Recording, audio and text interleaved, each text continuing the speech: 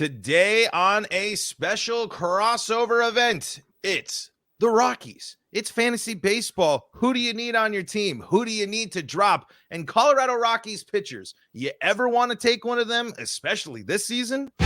You are Locked On Rockies, your daily Colorado Rockies podcast. Part of the Locked On Podcast Network, your team every day.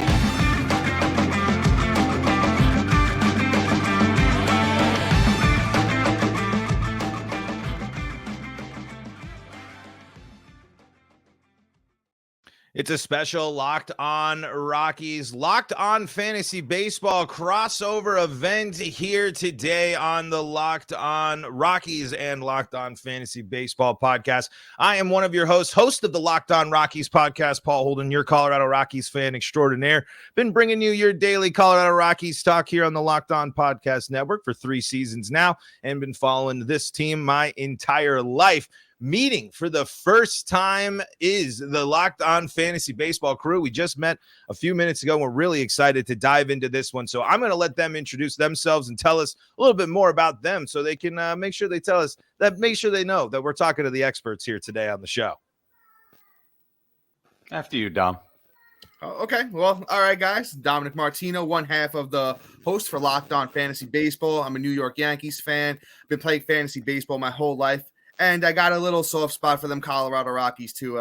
Always enjoyed them, the Rockies. Yes, sir. My name's Matt on A, the other half of this duo. And love playing fantasy baseball. Rockies, I have a soft side for a few of those guys. And you'll find out who later. So, all right.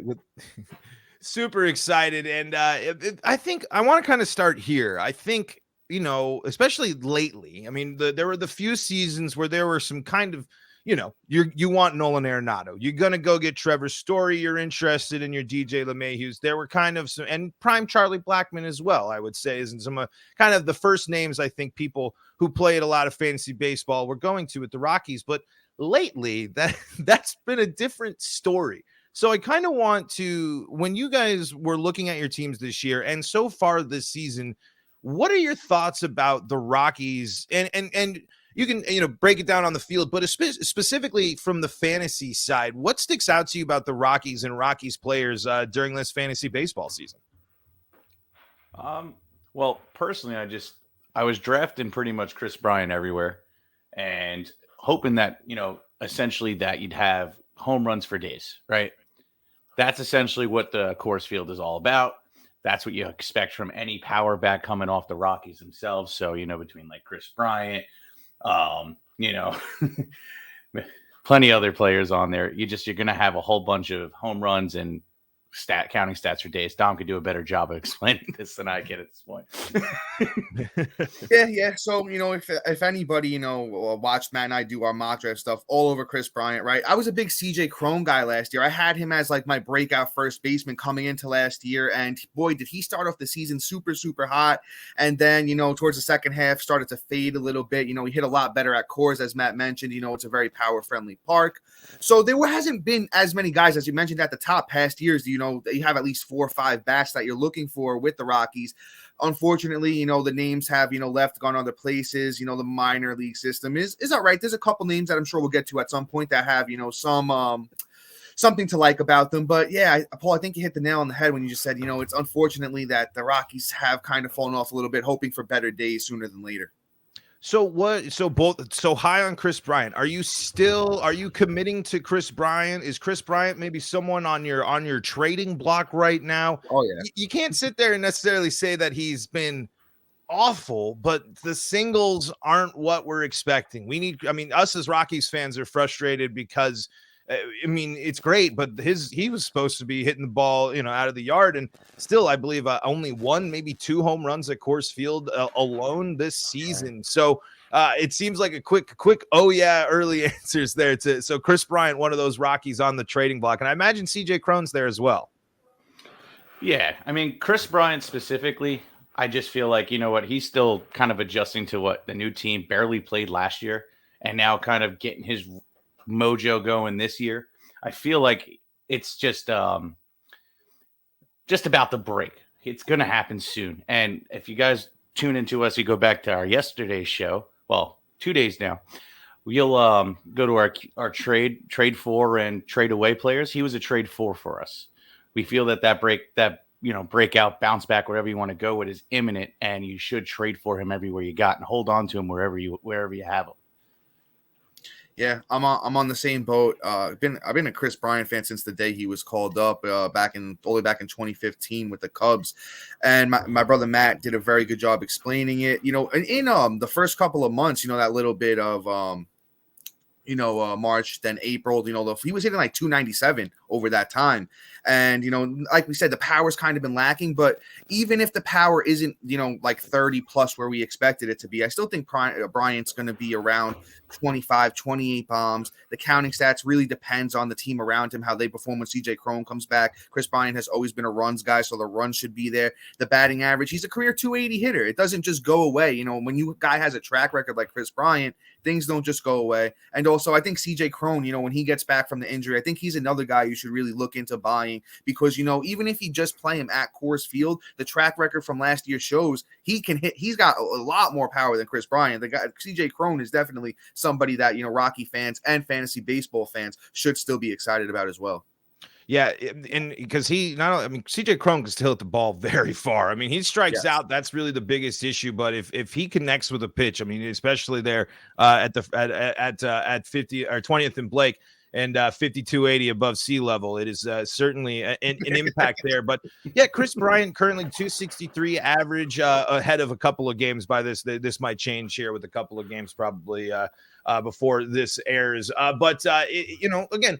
You don't hate it. It's just those power and numbers. But I'm curious, are there any other Rockies on your list? I think a guy that is still a sneaky option still, a Charlie Blackmon, perhaps of any interest to you both. He's still getting a lot of playing time and swinging a pretty decent bat. And again, the power, another example of someone whose power numbers way down this year, but someone the Rockies are continuing to play, someone that sees the lineup quite a bit and has definitely stepped up in some key moments for the Rockies this year. Yeah, in deeper leagues, he's definitely worth a play on an everyday basis, but I'm not afraid to roll him out when he's hot, like right now. Like this last week, he had 6 runs, 2 bombs, 5 ribs, batting 389. Like that's great production, scooping him up off the waiver wires. He's somebody I'll probably add, drop throughout the season. When he's hot, and when he's not, he's out. So that's pretty much how I feel about Charlie Blackmon. Yeah, I like Charlie Blackmon as well. He's still, a solid guy for when it comes to batting average. The runs and the RBIs are surprisingly pretty good on the year for him. He's probably doesn't have as much power as he did, back in like the, 2017, 2018 days when he was hitting like, 30 bombs. But you know what? I'm going to give you a name that might surprise some people. I love Randall Grichuk. I talked about him like a lot when, we were going into fantasy baseball season. I think he's a very underrated player. He's actually doing very, very well this year. Like a Kris Bryant, the power's not really there yet. But hey, the guy has hit, around 19 home runs at least over the past since 2016. If we're not counting that short 2020 season, he's batting 367. The plate discipline's pretty good with 9 walks to 18 strikeouts. I think Randall Grichuk is somebody you should definitely look into if you're playing fantasy baseball, especially if you're in a deeper league. He's someone that's hit it. He was injured to start the year, sports hernia to start the year. So he kind of needed when he first came back, a little bit of that. It was like kind of spring training, a little bit of getting warmed up, but he is exactly in that spot of someone who I think can make an impact, not only on fantasy rosters, but I think is going to be someone the Rockies might be considering a little bit of trade, and some teams I think are going to be interested in, especially the way he keeps hitting the ball, because he not only the power's not there, but he's hitting the ball really hard for some great doubles. I think he's got a crazy amount. He's got a great pace of doubles to start off since coming back here from the IL. I want to shift the focus to, I'd say, probably the trickiest part, and I'm curious if there's any really options that you guys are going for. I think maybe some bullpen arms, pitchers that might make your fantasy baseball team from the Rockies. We're going to dive into that coming up here in segment number 2, but I want to tell you about today's title sponsor of the show, and that's our friends at Gametime. If you're looking for last-second tickets, if you are looking to make sure that you don't miss out on the next big event, maybe, hey, you are a Nuggets fan and you want to get those last-second NBA Finals tickets, Gametime is going to take care of you and help you get those last-second tickets. Not only that, they got flash deals, and you can even see pictures of your seats so you know where you're going to buy. Snag the tickets without the stress with Gametime. Download the Gametime app, create an account, and use code LOCKEDONMLB for $20 off your first purchase. Terms do apply. Again, create an account and redeem code LOCKEDONMLB for $20 off. Download Gametime today. Last-minute tickets, lowest price, guaranteed.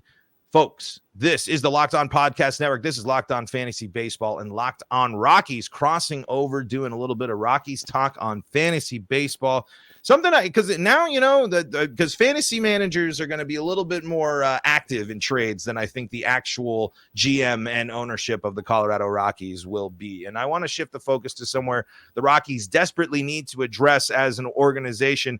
And I'm sure you all, as fantasy managers, need to address as well, pitching. The Rockies starting pitchers, as we know, most of them injured. I'm curious, do you take a flyer on a Kyle Freeland? Are you interested really in any Rockies starter at this moment? Or is it avoid at all costs, basically? So for me, with any Rockies pitcher, I never want to pitch them at home, unfortunately. And I might get a little, hate for that, but I completely understand. But here's the thing. Like, I have no problem rolling out Kyle Freeland. My guy is a great matchup base, right? So a couple weeks ago, we were talking about on our pitch and ditch segment where I was not afraid to roll him out at San Francisco. Had a great game. It was pretty good. I was like, okay, no doubt. But if he's going to be at home playing him, I'm good. I won't touch him. I pretty much won't touch any Rockies pitcher pitching at home this year. It's just there's no matchup proof pitcher. You guys honestly haven't had one for a while that I would feel really confident rolling out at home every single week for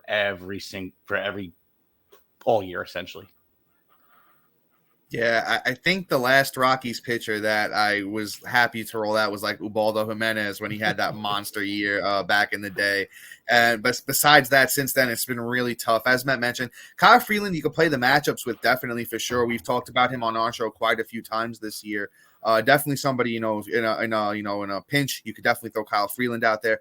Anybody else, I don't know who they got. They got Dinelson Lamet now. You really want to throw him out there, Austin Gomber. I mean, just names that, you kind of, even before they, had to pitch in Coors Field, guys that just weren't necessarily great. When it comes to the, the bullpen, you got Pierce Johnson closing, who's not doing so hot himself. I don't know, maybe if Daniel Bard gets back into that, closer position, he's somebody that, has done it before, has a little experience, has been solid at doing that. Maybe throw a flyer on him at some point. But besides that, once again, unless you could bring Ubaldo Jimenez back come be a beast again, there's not really too many guys in the Rockies pitching that I would be interested for fantasy baseball purposes. Yeah, I was high on, and I've been Herman Marquez. I think is the Rockies pitcher who can be dominant, but unfortunately, Tommy John this year, and it's the issues there. But when he was an all-star 2 years ago, I would say that's probably the last time a Rockies starter has been. Hey, you can book, because there was a stretch where I think he was. It wasn't the second half. Yeah, he was very good, and he was good on the road. He was good at home. Someone that was going up against some really great talent, but unfortunately, again. The starting pitching depth has been an issue, but I think, for someone to keep an eye out there for some fantasy baseball fans, and another pitcher that can be kind of matchup dependent, but it's hard out of the bullpen. Justin Lawrence is a really interesting option out of the pen for the Rockies. He's got one of those sweepers. He's got a really unique arm angle and an arm delivery. Has some issues against righties, though. He's another pitcher that's been pretty matchup dependent. Brent Suter's been an interesting option for the Rockies. The Rockies were able to just claim him off the waivers. The Brewers just moved on from him, and he's served very, very well for the Rockies, and their bullpen's been much improved. But again, it's not a lot of flashy names, because I think if you're running a fantasy team, I think I got to imagine, and maybe you both could elaborate on it. The Rockies players probably find themselves on the waivers pretty frequently. Yeah, I would 100% agree with that. There is not too many that are drafted, especially in the pitching category. And like I said, it's really just Cron and Kris Bryant at this point, and maybe down the line Tovar if he can ever take a step forward. But that's really just about it for me. Let's dive into that. You gave us, you Yeah. dipped the toe in. Let's dive in with some of the young guys. I mean, we're seeing Tovar's offense get a little bit better. For those that aren't familiar, Ezequiel Tovar is one of the youngest players in baseball. The Rockies are turning to another young shortstop. This guy can play defense. The defense has shown up a big time, but I know that's not as helpful when it comes to something like fantasy baseball. But once he can stop swinging at every slider pitch to him, that will be a great development. But he's a young guy, but I think the ceiling's high there. I sent you a couple of names. Are maybe in keeper leagues or deeper leagues, are people keeping some of these Rockies prospects on their radar? Because again, Coors Field effects and high power numbers, especially at Albuquerque, for some of these prospects as well. Yeah, Tovar, I mean, has a lot of upside just based off of what his steals potential could be. In 2021, he had 24 stolen bases. In 2022, he had 17. Like right there, that makes him valuable. Plus, he had good batting average when he was in the minors. So I think him swinging at everything under the sun is probably him trying to get more comfortable with it than it is anything else, with the, big league jitters, I would say. But I mean, he also had about 15 and 14 runs between 2021 and 2022. I'm all about that too. In Coors, that number should go up at least to the 20s. So I'm not saying mid 20s, but maybe the 20 mark, low 2022. And that's phenomenal what a guy doing 20 stolen bases to go with it with batting average. So Tovar is somebody like in dynasty leagues I was actually targeting in my rookie drafts because, hey, you need stolen bases. He could be one of those future guys that take you to the next level in that category. Yeah, I love Tovar as well. You said he's 21 years old. Guy is super, super young.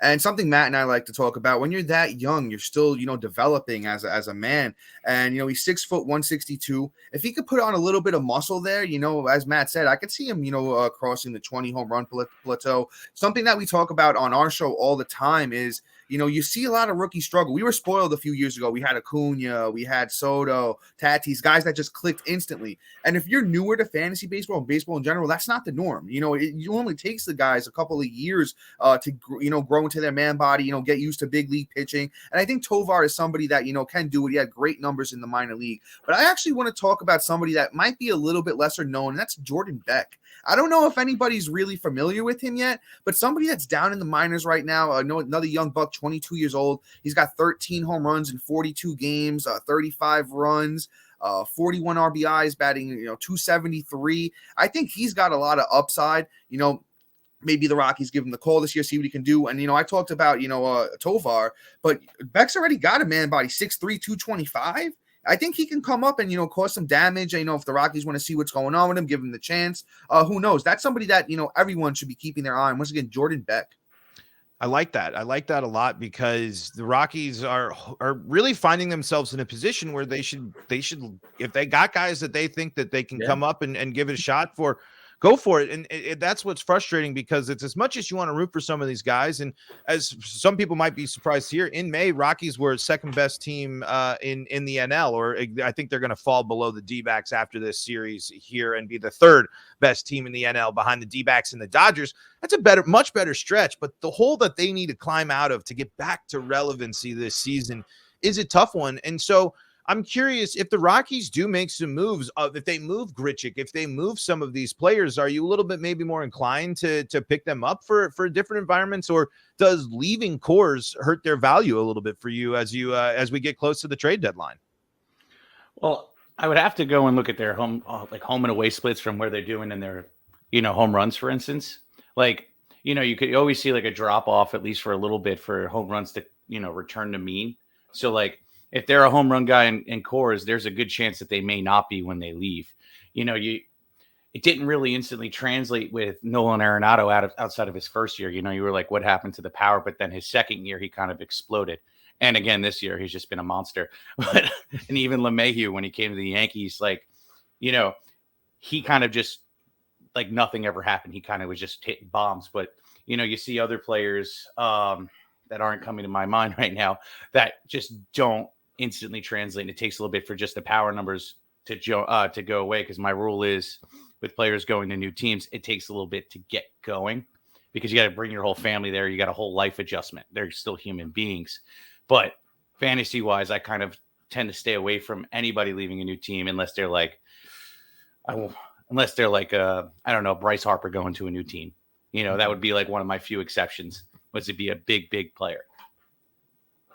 Yeah, I'll hop in and say there's not too many guys that I would truly get excited about, because what are the Rockies really going to trade? A Ryan McMahon, even a Profar who they were high on. I don't really see too many guys on that roster that would benefit in fantasy baseball from leaving, the Coors Field environment, unless they go to a great team, unless someone goes to Houston or the Dodgers where they could sit in a good lineup and, rack up some counting stats. But, as Matt said, Coors is one of the best parks to hit home runs in. So leaving there would take away, a decent amount of value from any Rockies player, except unless maybe it was a pitcher. Unless Kyle Freeland, goes to somewhere that's a better, pitching park and, gets a chance with a good pitching staff and a good pitching coach setting where, they could say, hey, maybe just correct this, adjust this, especially since you're at a Coors Field now and you're pitching in a better environment. That's somebody specifically, Kyle Freeland, maybe that if he goes to a new, better team, I could see benefiting, but not too many hitters over there. Yeah, it's an unfortunate one because I think people are surprised when they hear Rockies. You think all this offense, but then when you look overall, the Rockies haven't necessarily blown people away on offense, but the home runs are coming back for some of these players. We'll see. You mentioned Ryan McMahon there before we move on. I do want to just touch base on him. He very hot last couple of weeks. Probably been great with the Rockies, doubling his home runs, leaving the yard. He's a Gold Glove caliber third baseman. Is Ryan McMahon going to enter? I know you mentioned not too excited, but maybe someone to keep on the radar. Maybe someone you could scoop up in a trade. Maybe a decent add-on for a trade. I mean, right now, McMahon is actually going off. Like this last week, he had 7 runs, 4 bombs, 12 ribs, and batting .500. Like right now, he's somebody I'm willing to stream. And to be honest, he's about 70% owned in all of Yahoo leagues. So you probably would have to trade. So like if I was trying to make a deal, for instance, and I was trying to get a job done, I'd be okay with trading him away because he's hot right now. So he'd actually be a sell high, but like more of like a key little finish, little way to add the end of the trade to kind of get the deal done. I wouldn't be trading for him, but I wouldn't be opposed to trading him away to get that deal done. Like I said. Yeah, Ryan McMahon's always been such a tease, man. Mm-hmm. He had so we much can relate upside. to that. I can relate to that. So much upside, man. I always loved him, especially after that, like his first like real season in 2019. He had the 24 bombs, 83 RBIs, hit 250. You thought, hey, this kid's 24. He's got all the upside in the world. And then 2020, I give everybody a break for 2020. Tough year for all of us, just as as human beings, no less professional athletes who got a tough stick.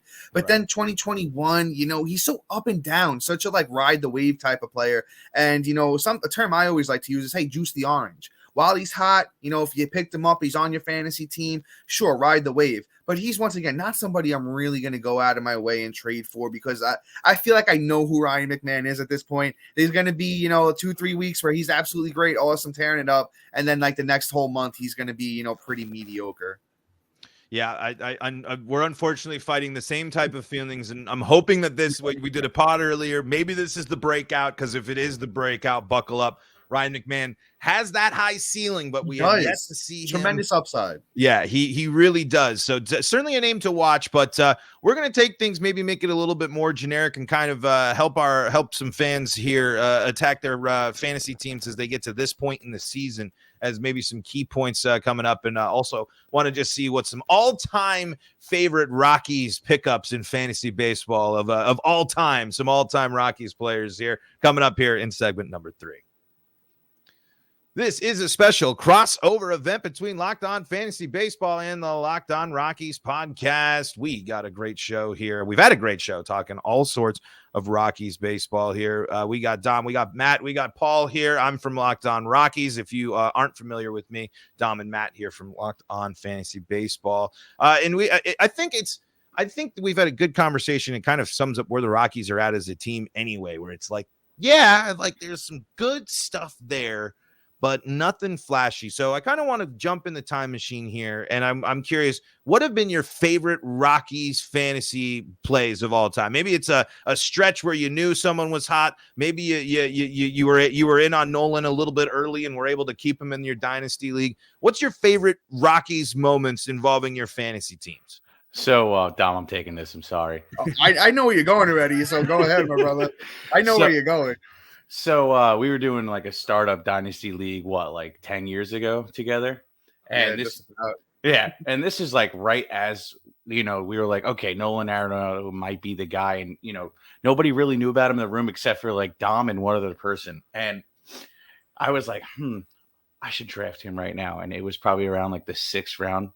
And I'm like, oh, that was a steal, because that year he just blew up and did his, his typical Arenado self, 100 runs, 100 ribs, 35 bombs, batting 300, like the glory days of Nolan Arenado. And, he's probably my favorite Rocky, for the last decade. I got to say, him and Blackmon just have always been my two favorite guys. And then guilty pleasures later would be John Gray after he left the Rockies. Well, yeah, no, Matt, we love Nolan Arenado, but I'm gonna chime in there. I got some like older ones for you here. I got a couple. First, you got to start with, I think, one of the best Rockies of all time, Todd Helton. You can't talk Rockies and not talk about Todd Helton. Just Todd Helton. I remember a couple of times when I first started playing fantasy. Some of those high 30s, low 40 home run season. I think he almost got to 50 one year. Had him on a bunch of my teams and always loved him. Another one, once again, just kind of guys that you got to talk about when you talk Rockies, Troy Tulowitzki. Before he became like super injury prone, he had some monster years. I know he had that like 30 home run, 20 steal season, hit 300 a bunch of times. Always been a fan of his. And then my last, one I got to mention is Cargo. Cargo is Carlos Gonzalez, always been, a great fantasy player. Once again, guy had like a 30-20 season. I think it was even like a 35-25 season, hit like 330. Always been a fan of him as well. So there have been Rockies in the history that have been great for the Rockies and fantasy baseball. But, as we mentioned at the top, Paul, it's kind of been a fall from grace a little bit with, a lot of those guys. I'm really hoping the Rockies can turn it around. Just been a team that I've always been quite a fan of, to be honest with you. Yeah, absolutely. I mean, they can be such a fun team, and what's been frustrating about this point is they had a fun team. They could have stuck with that fun team, and they didn't do so. But for now, we just got to hope for the best. Matt had to run there a little early, but that's all right. Dom, let's wrap things up here on today's special crossover. What are just want to know where people can go and make sure they stay up to date with all things you guys, and your tip for fantasy baseball players right now. What do fantasy owners and fantasy managers need to be thinking about at this point in the season?